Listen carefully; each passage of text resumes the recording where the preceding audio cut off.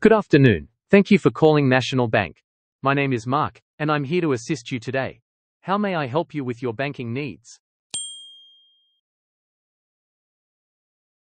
Magandang hapon, salamat sa pagtawag sa National Bank.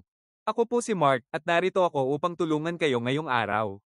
Paano po ako makakatulong sa inyong mga pangangailangan sa pagbabangko?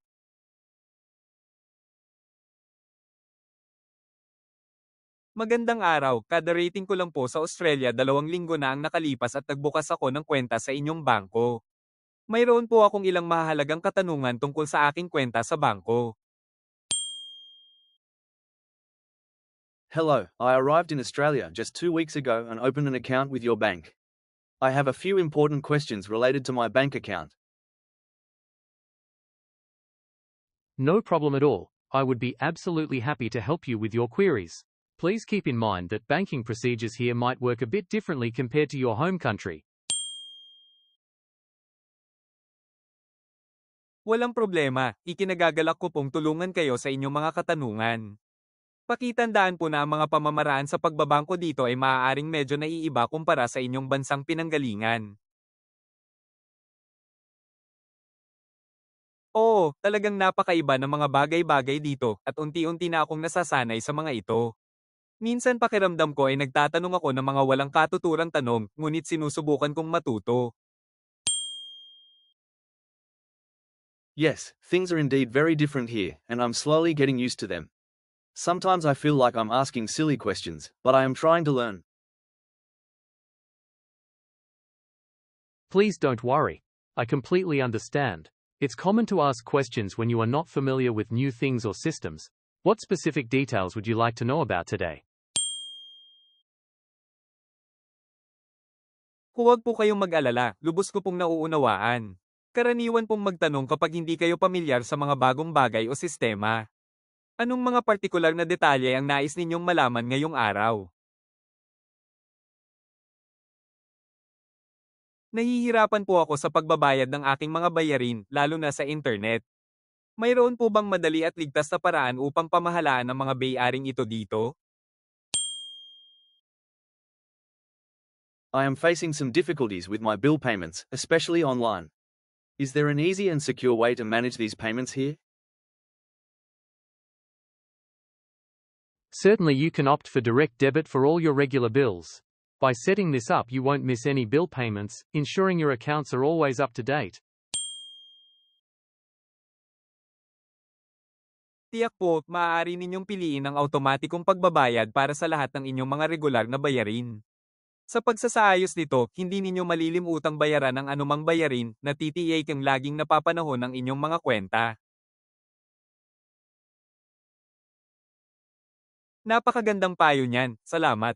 Maaari ko po bang isaayos itong automatikong pagbabayad ng mag-isa sa pamamagitan ng aking aplikasyon sa pagbabangko o kayo po ba ang mag-aayos nito para sa akin? That's very good advice, thank you. Can I set up this direct debit facility myself through my banking app, or will you arrange it for me?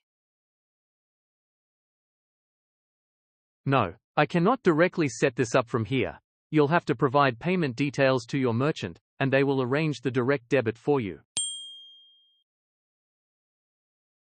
Hindi ko po ito direktang maisasaayos mula rito. Kailangan ninyong ibigay ang mga detalye ng pagbabayad sa kumpanyang inyong pinagbabayaran at sila na po ang mag-aayos ng automatikong pagbabayad para sa inyo.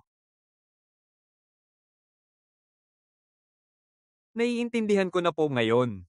Natutuhan ko na ang ilang mas madaling paraan ng pagbabangko at unti-unti na akong nasasanay sa lahat ng mga bagong prosesong ito. I understand now. I have learned some easier ways to do banking, and I am slowly getting used to all these new processes. That's great to hear. There are also several other convenient ways to make payments via our banking app. You can choose the option that best suits your needs. Ikinagagalak ko pong marinig yan.